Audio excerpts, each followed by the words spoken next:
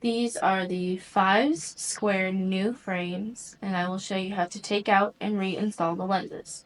So to take out the lenses, you want to take the top and bottom part of the frames, pull out, and push down on the lens. So again, top and bottom, pull outward and push. Now, to reinstall the lenses, you want to take this part of the lens and slide it into these grooves.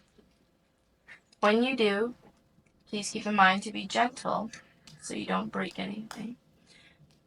The lens should be in the grooves here and here, and then you just push on the exposing corner. And you should hear a click.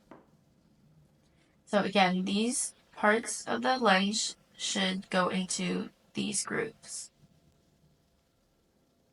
So you gently slide, making sure it's secure, and you push on the exposing two corners.